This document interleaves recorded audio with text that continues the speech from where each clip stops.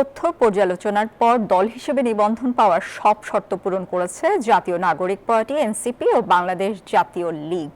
সন্ধ্যায় রাজধানীর আগারগাঁওয়ে সাংবাদিকদের এই কথা জানান ইসির সিনিয়র সচিব আক্তার আহমেদ। বলেন, নিবন্ধন নিয়ে কারো দাবি আপত্তি থাকলে তা জানতে গণবিজ্ঞপ্তি জারি করা হবে।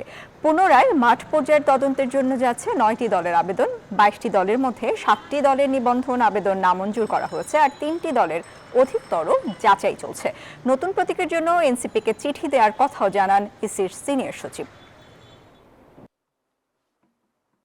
প্রাথমিকভাবে শর্ত পূরণ করেছে।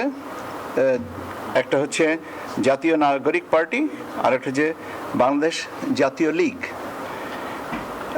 বাংলাদেশ নাগরিক পার্টির এবং বাংলাদেশ জাতীয় লীগ এদের বিষয়ে আমরা এখন এই পর্যায়ে আমরা পত্রিকায় বিজ্ঞপ্তি দিব যে তাদের ব্যাপারে কোনো ওজোর আপত্তি আছে কিনা। বান্ডেল থাকলে প্রতি সেনমানিতে টাকা বাঁচবে। বিকাশ সেনমানি বান্ডেল কিনে জিতুন প্রতি লেনদেনে।